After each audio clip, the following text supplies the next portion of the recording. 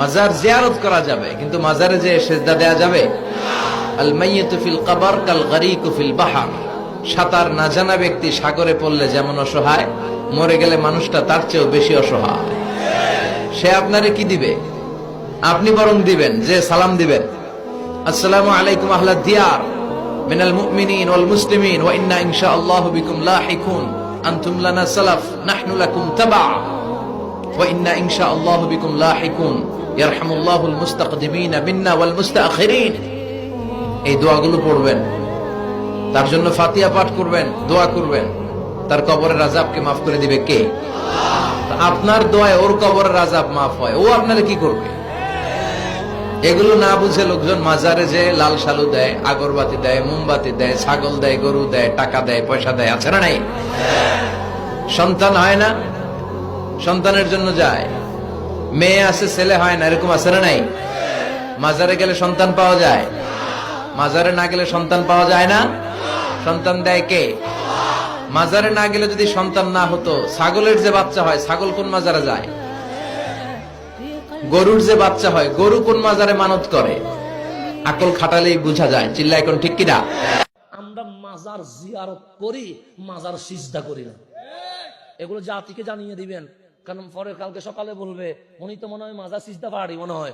না না না, আমরা বিশ্বাস, ইয়াকিন, আকীদা এটা রাখি, একমাত্র সিজদার মালিক আমার রব্বুল আলামিন। ভণ্ডামির সাথে সুন্নিয়তের কোন সম্পর্ক? যে ভণ্ড হয় সে সুন্নি হতে পারে না, যে সুন্নি হয় সে কখনো ভণ্ড হতে পারে না। যেখানে ছিলাম সেখানে আমাদেরকে সুন্নতে রসুল মানতে হবে কি হবে না? হবে। আমাদের সুন থেকে নখ পর্যন্ত কামলিওয়ালার সুন্নত লাগবে কি লাগবে না? লাগবে। এই সুন্নতের ভিতরে নিয়ামত আছে। সুন্নতের ভিতরে কি আছে?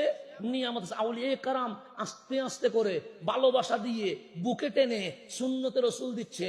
কখনো পাঞ্জাবি লাগায়া দেয়, কখনো মেসওয়াক ধরায়া দেয়, কখনো টুপি লাগায়া দেয়, কখনো পাগড়ি লাগায়া দেয়, কখনো টাকনুর উপর কাপড় চড়াইয়া দেয়। তুমি যেও না কোনো মাজারে, তুমি ঠেকিও না কোনো মাজারে মাথা, তুমি বাঁধিও না কোনো তাবিজ। কোরআনের নামে অজু ছাড়া কোরআনকে তুমি এখানে ঝুলাইও না।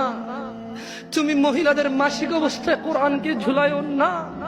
কোরআনুল কারীম এই তুচ্ছ কাজের জন্য আসেনি, শিফাউল লিল মুমিন। তুমি একটু বুদ্ধিমান হও, নাপা তুমি খাও, গলায় নাও না। কোরআন তুমি পড়ো না, গলায় নাও। তুমি একটু বুদ্ধিমান হও, তুমি একটু বুদ্ধিমান হও মুমিন।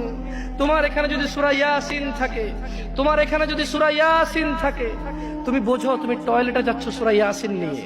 আল্লাহকে ভয় করো। আমি কি অনেক খারাপ কথা বলে ফেলছি?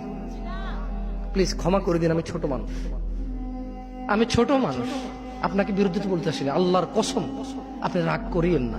ধরেন সূরা রহমান আপনি হাতে রাখলেন, টয়লেটে গেলেন, স্ত্রীর সাথে ঘুমাইলেন, গোসল করলেন, সিনেমা দেখলেন, আপনার বউয়ের মাসিক, হায়েদ, নিফাস, টয়লেটে গেল, মিথ্যা কথা বলে, সিনেমা দেখে, গোসল করে, আপনার সাথে ঘুমায়, অন্তরঙ্গ সম্পর্কে জড়িত হয়, ওনার কোমরে সূরা ইয়াসিন। বলেন কোরআন কি এত তুচ্ছ জিনিস?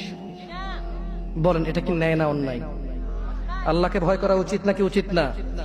আল্লাহকে কেমন করে ভয় করা উচিত? হাক্কা তুকাতিহ, যেভাবে ভয় করা, যেভাবে ভয় করা উচিত। মাজার জিয়ারত চলবে, কিন্তু মাজারে গিয়ে কোনো অসামাজিক কাজ, শরীয়ত বিরোধী কোনো কাজ করা যাবে না।